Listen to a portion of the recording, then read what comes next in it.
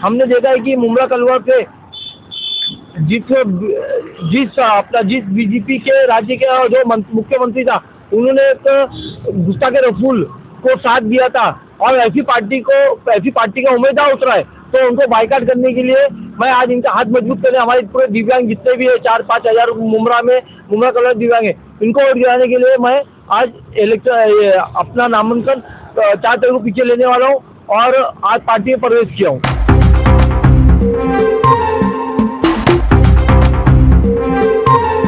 आप देख रहे हैं सवेरा मीडिया, मैं हूं अनवारुल्लाह खान। आज हम आपसे बात कराएंगे कि एक मुमरा के मशहूर उम्मीदवार थे मोहम्मद यूसुफ फारूक खान, जिन्होंने फॉर्म भरा था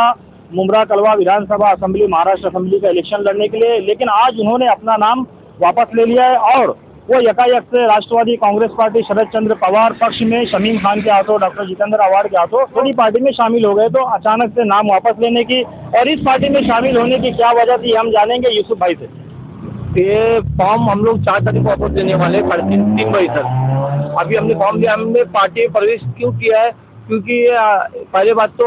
जिसके लिए मैं लड़ाई लड़ता हूँ दिव्यांगों के लिए, उसका पूरा जिम्मेदारी हमारे आव्हाड साहब लेने को तैयार हो गए। बोले कि अगर हमारी मिनिस्ट्री में हमको अच्छा पद मिलता है, नहीं भी मिलता पद, तो हम लोग उसके लिए आवाज़ उठाते रहेंगे और इस जो कायदा है हमारा दिव्यांग का कायदा, दिव्यांग अधिकार अधिनियम 2016, उसको हम लोग अमलवर्जी करने के लिए पूरा मेहनत करेंगे और लागू करके रहेंगे। ये लागू करने के लिए मुझे इलेक्शन में खड़ा होना पड़ता था और इलेक्शन में खड़ा होने का एक ही मकसद है मेरा कि जो हमारे माजूर भाई है, ये भी एक समाज का हिस्सा है, इसे नज़रअंदाज किया जाता है हर बार। अभी आपने देखा रहेगा लाडली बहन मुख्यमंत्री ने चलाया, लाडली बहन वगैरह बहुत सारी स्कीमें आई, मगर माजूर के लिए एक स्कीम नहीं आई। एक माजूर को जो पेंशन मिलती है 1,500 रुपया, उसके लिए भी दुनिया भर के फॉर्मेलिटी, वो फॉर्मेलिटी कैसा पूरा करेगा? जो माजूर ऑफिस जा नहीं सकता,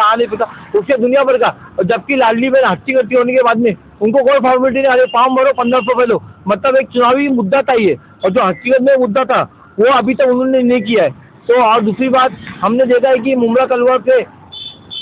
जिस बीजेपी के राज्य के जो मुख्यमंत्री था, उन्होंने एक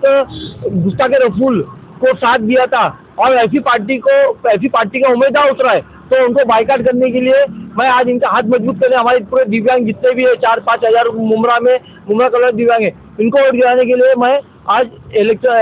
अपना नामांकन 4 तारीख को पीछे लेने वाला हूँ और आज पार्टी में प्रवेश किया हूँ। तो ये मोहम्मद यूसुफ फारूक खान का कहना है कि जो लाडली बहन जैसी स्कीम निकाली गई, लाडला भाव स्कीम निकाली गई, लेकिन